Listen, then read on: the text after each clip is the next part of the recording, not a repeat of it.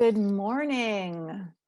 I am Rachel Norton, the Executive Director of California State Parks Foundation, and it is great to be here with all of you for Park Advocacy Day.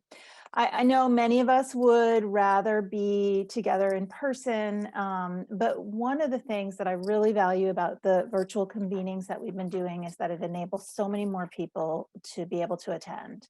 And I was scanning over the registration list this morning and saw so many names of so many folks who we've worked with over the years, who we know are just tremendous park advocates, and we're so happy to see all of you here. So let us know in the chat where you're attending from and how you're doing. And I will start. I am talking to you from the Ramaitush Ohlone land in San Francisco, and I am feeling energized and hopeful to see so many people here to support our parks. For state parks and all of us at California State Parks Foundation, the past 14 months have been tumultuous.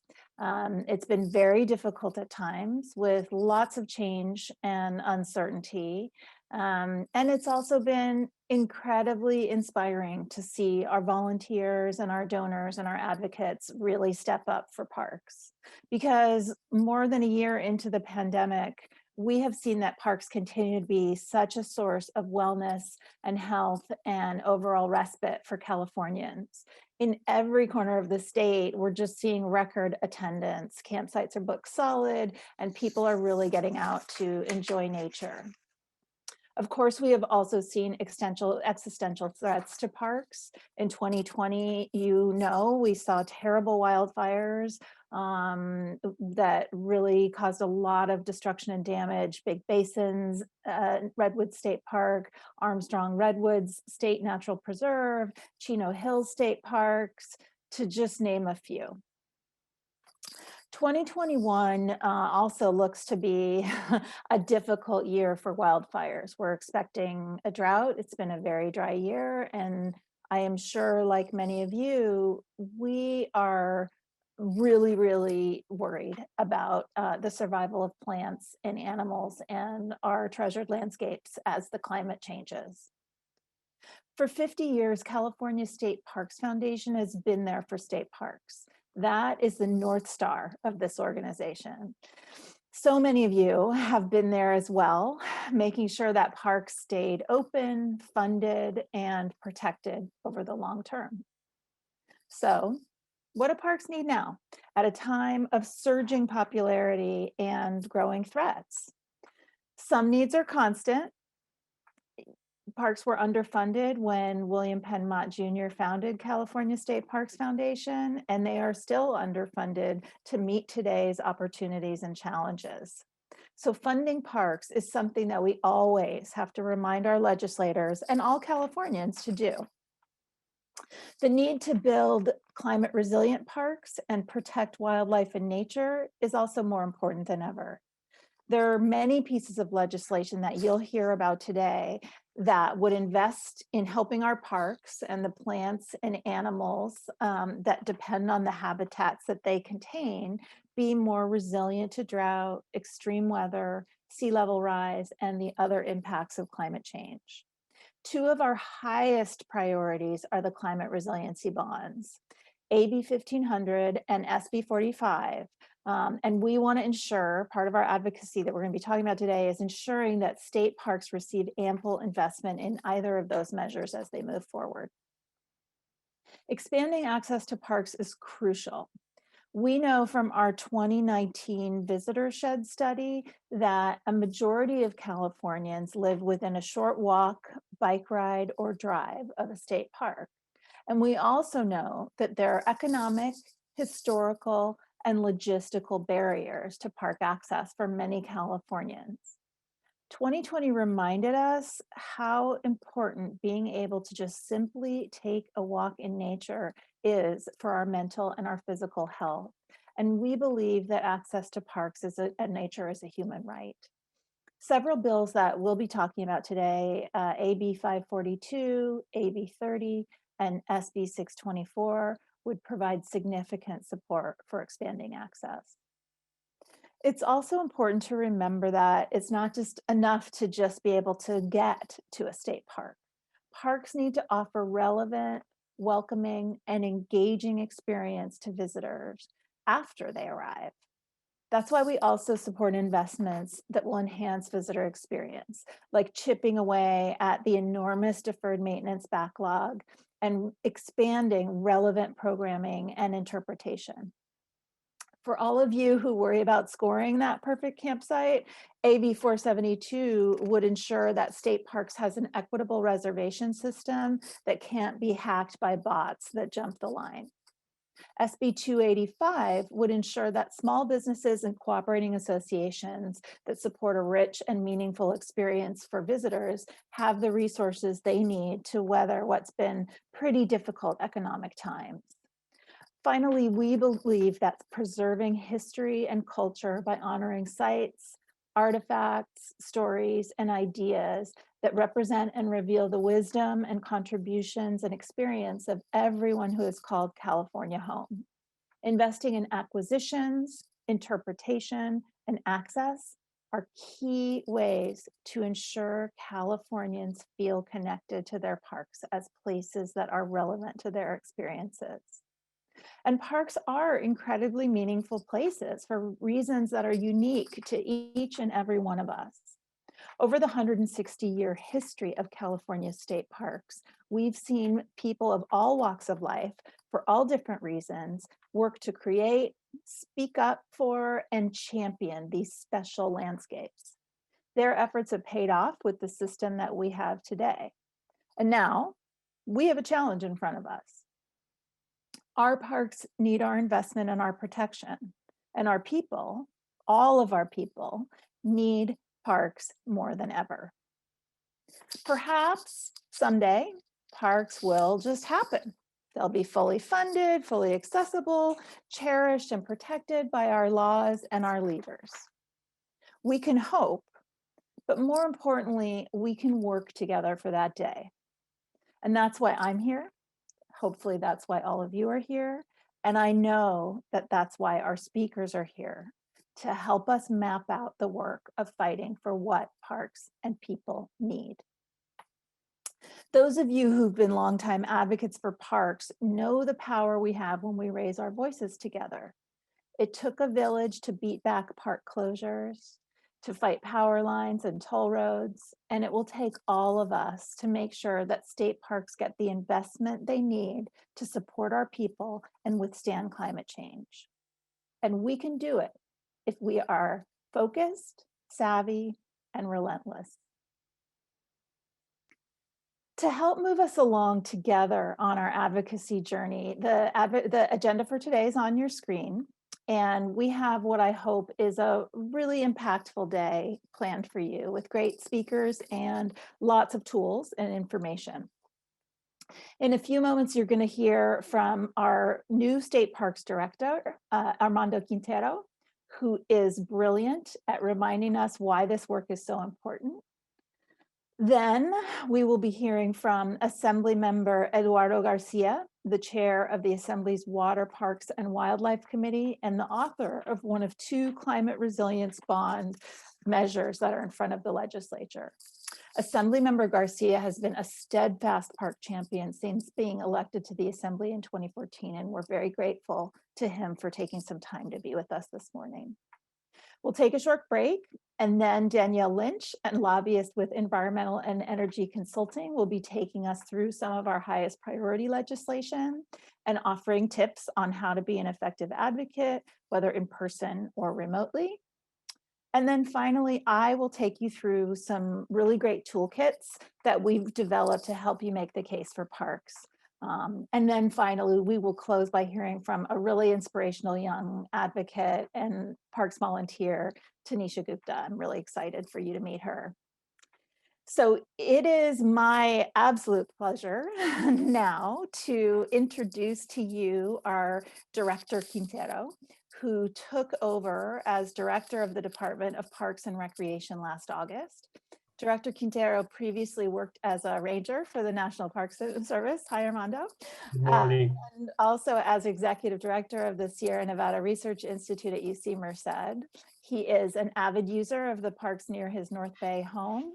And I have to say that I and a colleague recently ran into him on his day off walking his little dog in China Camp State Park. So our parks director doesn't just visit parks for work, he visits parks, as we all do, for rest, relaxation, and respite. We have asked Director Quintero to talk about his priorities for the park system and let us know how we, as the champions for state parks, can help. And it is my pleasure to see you. Take it away, Director Quintero. Good morning, Rachel, and thank you so much for those kind words. You know, as you were talking, I'm always I'm always amazed at the stuff that pops up in our heads when we're in conversations. Even though you've planned for a conversation, something will pop up, and there's an image that just rises with clarity. And I have to say that as a kid, my parents did not go to parks.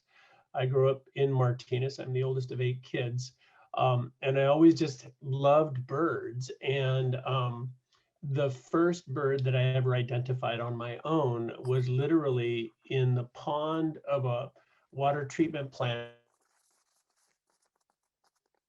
And honestly, that was my doorway to the world of nature. And I think that about that a lot in terms of the outreach that we're doing as an agency and with our park partners, that there are so many kids and so many families in the state who don't have immediate access to parks as we think of them. But I do think that we have an extraordinary opportunity of finding doorways like the one that I found, meaning that the world is all around us. And I love the idea of thinking about a part of our opportunity in connecting the public more solidly to parks near them and parks far away. So that's sort of a little bit of an umbrella of what I'm going to talk about for the next few minutes. And thank you so much to all of you for joining us today on the California State Parks, with the California State Parks Foundation on this very important day.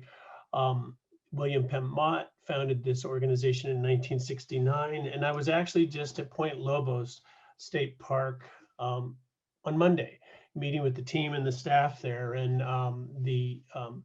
the superintendent of the park gave me a book about William Penn Mott, which was really sort of, it was great. And I loved being at the park that day. But what I want to also acknowledge is that this is the 52nd year that the members of the State Parks Foundation, that's you and your fellow citizen partners, have been supporting state parks, and we would not be here without you. And as Rachel was saying, we find ourselves on the verge of a world that is opening up after a year of a continuing pandemic, catastrophic fires, social unrest, and as Rachel said, parks are more important than ever. Today, if you go to parks during the week, honestly, it's like a weekend used to be over a year ago. And if you go to parks on a weekend, it is like a holiday. And I can also tell you that on holidays, parks it's difficult to find a parking spot at a park, many of the parks on holidays. And what's really interesting to me is that at this moment, we find ourselves and our neighbors leaving what I think of as lifeboats. I'm sitting at home right now where I've spent the last year, like many of you in your homes. And many of us are going out to engage yet again with the landscapes and the waterscapes that we're familiar with and we've yearned for. But what's also interesting is that there's a lot of people who are engaging in these places, sometimes for the very first time. So what we're seeing right now is a wave of citizenry that are discovering these places and discovering for themselves the importance of what those places mean to them. For some, it means gathering with family. For others, it means a solitary walk in a quiet, beautiful place. For some, it's getting out in your boat and playing and skiing and fishing and being with your family. And for others, in some parks, it's off-highway vehicle usage. Parks really are for everybody. And there's 280 parks in the system with a wide variety of experiences and opportunities available for all the citizenry of the state and visitors to this just really incredible state. You know, in 1902, Big Basin State Park, the first park to be created, really came about because of the advocacy, the citizen advocacy of the Semper Virens Fund. they lobbied the legislature, they gathered citizen signatures, and they convinced the legislature that creating a state park as a beginning for a state park system was a good idea. So literally, state parks from the very first day were a product of this DNA, this sort of double helix between the citizens of the state and the legislature. And now you have an agency called the California State Parks, Department. Um, these parks really are incredible. And for me, my first day on the job was really an unbelievable sort of revelation.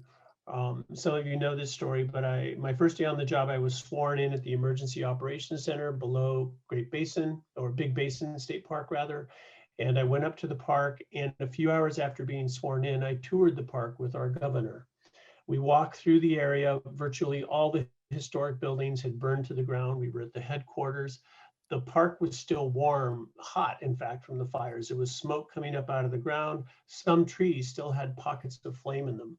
And as we were walking back after the tour, the governor stopped, turned around, and introduced me to this group of staff and members of the media, introduced me as a new state parks director, and then immediately said, "What's your vision for California state parks?" And that's the scene in which I was standing, where I had to make my first public statement about state parks. And I was sort of hit with this wave, this visual wave, which is this. The first park land in California set aside for the public was actually in 1864, and that was done by President Lincoln. And so we have 160 years of park traditions that we've had in California. And there I stood in Big Basin thinking, well, we didn't get something right. And having worked as a park ranger, having worked in parks, and we always talk about tradition in these public lands, and we bring forward these traditions. And in that moment, when the governor asked me to say something, I really realized that the position that you and I are in right now is, how do we work together to create the traditions for the next century? What does sustainability look like when you're talking about climate change, sea level rise, increasing populations? We have new science. We have a much better understanding of the cultural histories around California, the depth of those histories, sometimes going back 10,000 years. How do we pull all that together and invest ourselves in these public lands and really make them not just sustainable? But a good friend of mine who's a science fiction writer talks about the need to develop an attitude of permaculture. He has said to me, sustainability is a word that oftentimes makes people think, well, this will make me feel good about doing what I like to do.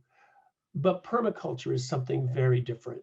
And it is, how do we look for the next 100 years, for the next few hundred years, and make sure that the investments that we're making, the decisions that we're making, are going to protect these areas and keep them as healthy as possible going forward, which in turn keeps us hopefully as healthy as possible. So we have a big challenge ahead of us. And I so appreciate all of you coming together today to spend time with the California State Parks Foundation. And I also have to say, just in the last few weeks, I've gone to several state parks. There are several parks right where I live in Marin County. I've been to Mount Tam, Tomales Bay State Park, Samuel P. Taylor, Olam Poly, China Camp, where I bumped into Rachel and Ashley. And I've been to Big Basin and also to Carnegie, which is one of the OHV areas just south of Mount Diablo. And you know, the thing that strikes me is that no matter where I go, what I see in parks are leaders. I see employees, I see citizens, I see kids teaching other kids. And so when I get introduced as the director of State Park, I really feel like what I am is a leader among leaders, and that's who you are. And thank you so much for joining in this effort that not only protects these pockets of the world, but it also creates, I think, a level of understanding and engagement that will actually help create a broader citizenry that recognizes the power of protecting these places as a reflection of protecting ourselves and as a reflection of really protecting the world. So those are my thoughts right now. And I think it might be nice to just open this up to questions that you may have, because I should really address what you're thinking, not just what I'm thinking. So thank you, Rachel. Well, thank you, Armando. And, you know, I did see a question early on in the chat that I think is on a lot of people's minds. And I know is on your mind as the governor is going to put out his May revise pretty soon. But, you know, we just saw this morning that California suddenly has a budget surplus after, you know, this is the rule of life in California, right? As Yeah, boom and bust. right. And now we're heading from a bust to a boom, and we're wondering how does that develop resources for state parks? Do you have any insight on that you can share with us? Well, you know, we don't know what the decisions will be, but of course, I have to tell you that I have been so impressed in working with the teams and the leaders within state parks, because what they've done in preparation for opportunities like this, as an example, is we think we have about a $2 billion backlog in terms of deferred maintenance in state parks. And when money comes through the door, what you really need with that money are people, plans, and really shovel ready efforts, right? And so what I've encountered in state parks is, for a few years now, the state parks employees and leadership have actually been working on prioritized projects. And right now there are over $200 million worth of projects that are literally ready to go if we get the funding available. And so one of the things that we as an agency and my colleagues in state parks recognize is that exactly what you just said, Rachel, is it's boom and bust, and you don't know when that's going to happen. And so how do we prepare ourselves going forward? And one of the things about these priority lists is that they always shift, because even though you may have something at the very top of the list, a new project may come in and it turns out that the criteria that it meets puts it at the top of the list. Or it could be that a partner like California State Parks Foundation sees a project that fits your objectives, you have the funding, you fund the project, and suddenly that drops off the list because it's taken care of. So what we're preparing, continue to prepare, are not only efforts relative to things like deferred maintenance, but we also are doing a tremendous amount of work in terms of forest health. Our budget planning for the last year includes some really significant positioning for reducing the threat of catastrophic fire in state parks. And that's a whole world of prioritization, of bringing in the right resources, the right people to help do the work to prevent fire. And I just saw that somebody on the screen said, are there any plans to add any new state parks to the Park Champions program? That's the volunteer program that we do. Okay, Yeah. well, you know what I can say for the first part of that question, we really hope to see us being able to well, I would love in my tenure to see us acquire new parklands and to identify areas that are more accessible to communities than some of our parks. And just as a quick aside there, many folks don't know, don't realize, I didn't realize before I came into this role, that state parks has 3 significant grants programs: the Office of Grants. We also have grants in the Off-Highway Vehicle Program and grants in the Boating and Waterways Program. Between those 3 programs this year, come this fall, we're going to be distributing over $400 million in investments to communities throughout the state, not state parks, but these are funds that will build things like new nature centers, buy land for nature trails, or buy land that can be used for a baseball field or a swimming pool, or even build things like a swimming pool. And one of the things that I discovered, which really is just an astonishing opportunity for Californians, is that since the year 2000, State Parks has directed over $2 billion in community investments that are about recreation and educational opportunities. And so one of my goals is to really highlight that program and to make it much more public, so that folks, and I'll pull it back to when I started, folks like me when I was a little kid get an opportunity to go to some place that's near my house, but it connects me to parks. It connects me to the world. So I'm just so thrilled to work with you and your partners in the Parks Foundation, Rachel. And let's see if there's any other questions. Well, actually, no, I'm so sorry because we actually have our next speaker is waiting. Okay, great. Assemblymember Garcia is here. But I want to tell everybody, and you also, Armando, we are going to save all the questions. There's tons of questions in the chat and some really great questions. We're going to save them all and we will we'll send them to you so you have them and know what's on people's mind, and we Perfect. can work together to generate answers to some of those questions. So Okay. we so appreciate Pleasure. you being with us this morning. Thank Yeah. you. And we know you're busy, so we appreciate the time. I want to just tell everybody too that Director Quintero was unanimously recommended by the Senate Rules Committee for confirmation earlier this month, and we expect that confirmation to be finalized by the Senate very soon. So we're all excited about that. And I see Assemblymember Garcia. Thank you. Good morning, Assemblymember. Okay, bye-bye. Okay, so I want to introduce Assemblymember Garcia. Thank you so much for being with us today. He represents the 56th Assembly District, which includes Riverside County and Imperial County. And this is a part of the state that has been really hard hit by unemployment in the economic downturn. And I just want to say that the Assembly member who is the chair of the Assembly Parks, Water and Wildlife Committee has been a true champion for parks, starting with the Salton Sea in his district. And this year he's the author of AB 1500, which is one of the climate resilience bonds going through the legislature. So we're very excited to hear from him. Thank you, Assemblymember Garcia, take it away. Thank you for the invitation again. It's always great to be able to speak to all of you and these great, park advocates that we have up and down the state of California. As you mentioned, we get to chair, the Parks and Wildlife, or Water Parks and Wildlife Committee. And it's something that we have really enjoyed over the last few years. We've got a great team there too, between Pablo, Keith, Nicole, Wendy. We've got an amazing team that helps us put together our agenda. And it's quite a robust agenda this year, given the circumstances that we're facing with the drought, the oversight of the investments from Prop 68, Prop 1.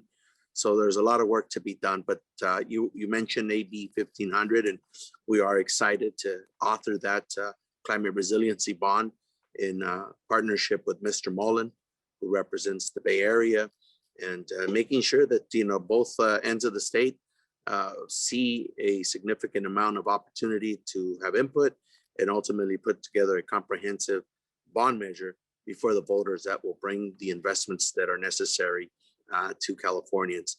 For me, exciting to be able to see us allocate some resources to continue to build on our trajectory of parks, rehabilitation of existing parks, building new parks, investing into our state park system.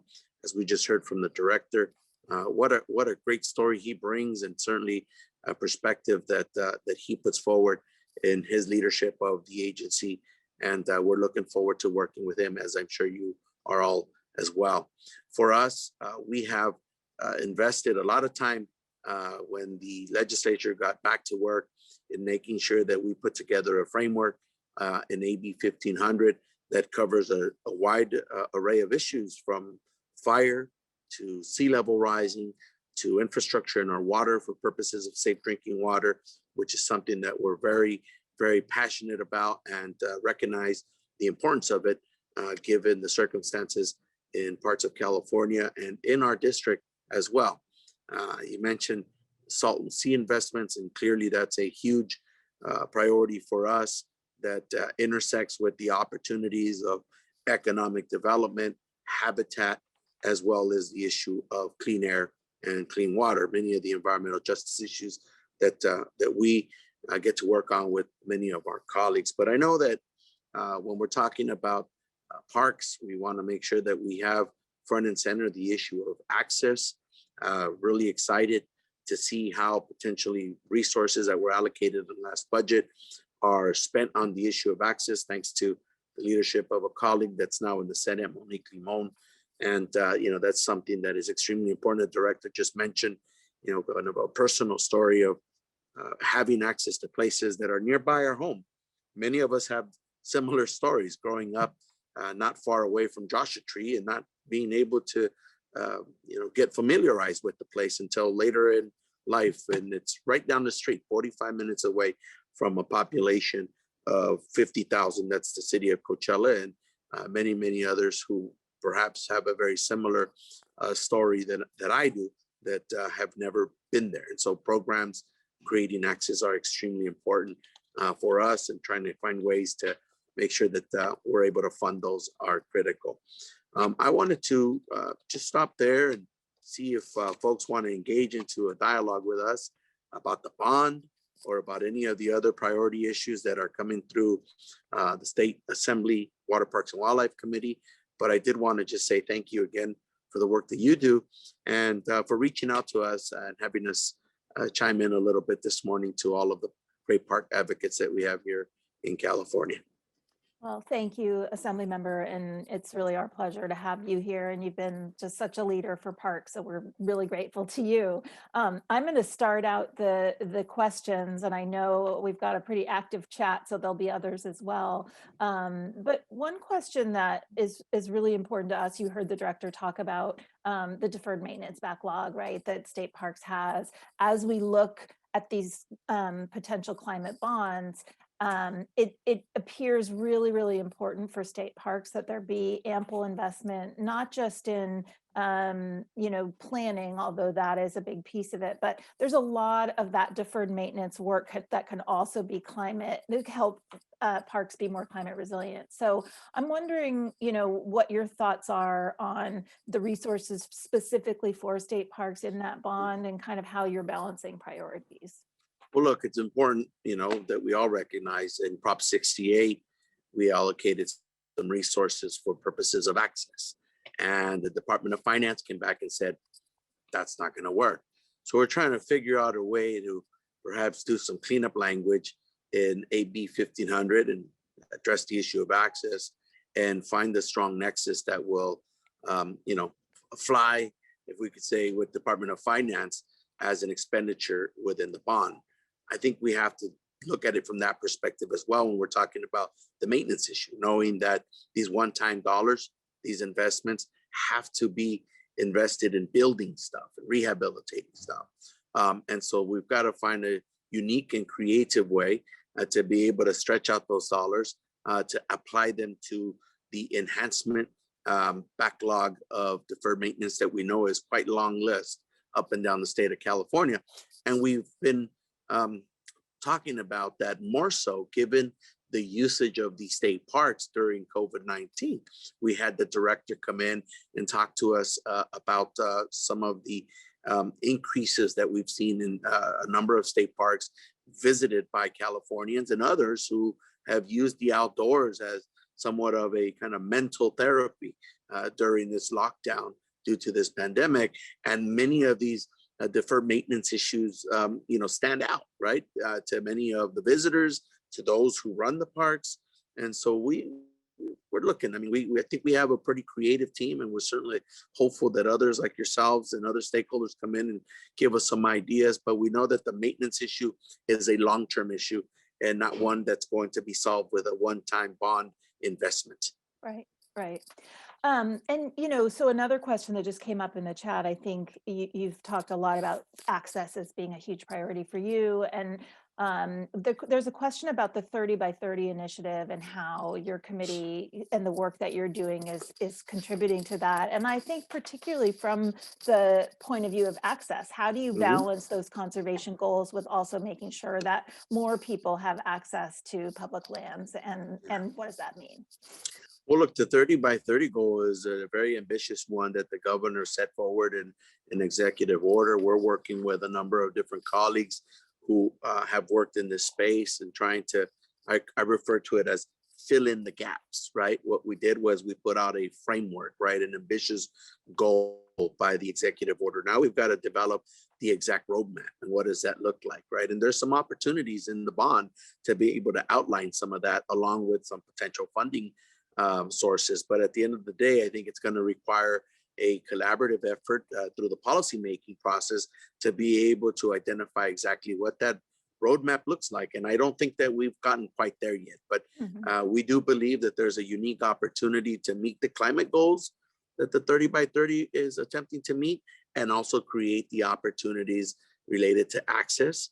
And then of course, always the magical, conversation about funding, right? So we are in a position to somewhat drive that conversation, but I'm hoping that some of my colleagues, as we go up and down the state and meet with them to get input on the bond, that they'll also give us a little bit of some, guidance on where we want to go with that.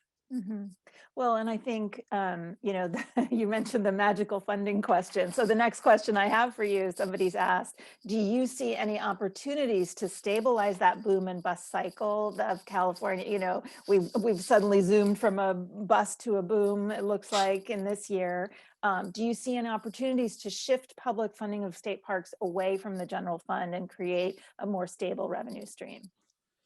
That's a good question, and not something that we've really thought a whole lot about, given that this is how we do business, and this is what we're used to, right? Is a up and down cycle of budgets. What I see is a great opportunity to catch up with these one-time fundings being available today, as the announcement is made, and the projections have been along the same lines over the last few weeks, right? Surprisingly to many, where we had a conversation last year where we were talking about a significant budget deficit that we could be seeing, scaring everybody here in our house, at least in terms of the decisions that would have to be made.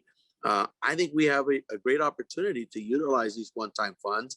We were asked this week to submit some priorities as it relates to one-time expenses in the district. And it's things like parks, it's things like infrastructure that really make a lot of sense for us to make those investments in, knowing that it will bring other co-benefits for our communities. And also recognizing that our state parks play a critical role into the tourist economy of the state, and a tremendous amount of jobs. I recall the work that we did, and Laura Friedman as well, on the issue of the outdoor, recreational office, to make sure that there are some coordination and collaboration taking place for purposes of our economic interest when it comes to our state parks. So these one-time investments are critical, and I'm hoping that that's where some of our excess amount of funds that we're talking about could potentially be invested in. Yeah, another question that's related to that's in the chat is around like this one-time money. One of the challenges, right, is like finding shovel-ready projects that can be completed within the time that the money is encumbered. And one person is asking that is there any thought of perhaps changing contracting rules that allow for nonprofits, like many of the cooperating associations and other friends groups, that to contract directly for projects, and sort of raising that threshold to directly contract for them. Any thoughts on that? That's a good question, and certainly something that we ought to consider. We've done some special circumstance, policy adoptions where we're looking at design build on certain types of projects that we want to see move quicker, right? And now with the whole focus on economic recovery, we may want to look at that, right? And see how that could be beneficial. There probably are some cost savings that come along with that, right? To be able to stretch out our dollars even further to address some of the deferred maintenance issues or those one-time investments that need to happen as it relates to improving infrastructure in our state parks and our local community parks. So that's something that I know that the folks on our team that are watching us speak right now are probably diligently taking some notes, and we'll bring back some thoughts and ideas on that. And I like the idea because it could mean efficiency, right? Efficiency and a stretching of the dollars to be able to do more with the same amount of money. So thanks for putting that idea out there. Well, let's talk when you start thinking about next year. But yeah, I mean, because you can do those kinds of, you can create that authority and still have prevailing wage and all of the concerns, Sure. that labor has. So I think it's an interesting idea to explore. So I know you have just a couple more minutes. I'm just wondering if there's any, we put you through the paces. We put you in the hot seat. So anything else that you would like to add and tell our advocates about parks and thoughts of and also ways they can help? Any advice Sure. to them? Well, if this is the hot seat, thank you. I've been, I've been roasted, I guess, in the nicest way possible. Look, I always enjoy talking to the park advocates of our state. I have a extreme passion for this issue going back to my time in local government. I'll share a story with you. I have a 6-year-old that was going to the park not long ago with her, my little nephew, and I encouraged her to go to the park down the street in Coachella called Rancho Las Flores. It was funded by Prop 84 dollars. And, I'm kind of puffing up and saying, Ella, you should go to that park. I said, Daddy had something to do with building that park. And, she's really good at keeping us grounded and humble. And she says, you're lying. She said that you're lying. I said, okay. And I share that story with you because I'm really proud and passionate about, the park work that we've been able to do and how it's now carried over to having an impact statewide. And for me, it really means being able to connect with the folks like yourselves, the foundation, and other park advocates that are looking at the issue of equity, looking at the issue of, investments.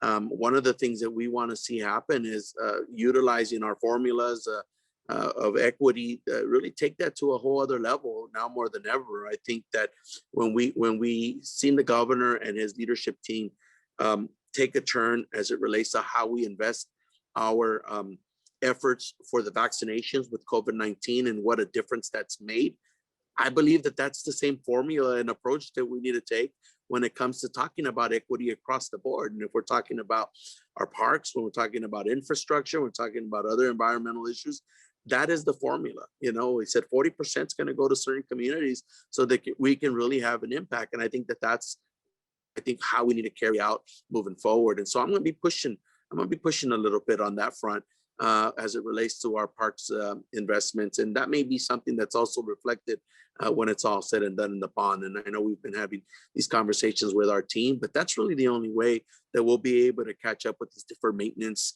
these one-time investments that need to happen, is if we all recognize that we've got to kind of turn this around and really put forward the equity piece and really walk the talk, as they say. So look out, that's what we want to do. And I hope that you'll kind of join us in advocating for that approach when it comes to our state park investments. That's great. Yeah, we're already supporting AB 30. We're going to have our advocates support that and that whole sort of access piece and really creating that framework for state policy making to make sure that access to the outdoors is considered a right for everybody, which is an important piece of that equity conversation. Assemblymember, thank you so much. It's really great to see you. Thank you for everything that you do. And we're here, our advocates are here to work with you and push forward some of these great goals that you have and that you've talked about today. So we really very much appreciate it. Good to see you as well. And we'll be in touch. Thank you again for the invite. Good. Okay. Bye-bye. So everybody, great to hear so far. We're about halfway through. We're going to take a short break now, and I think we're going to come back at 11.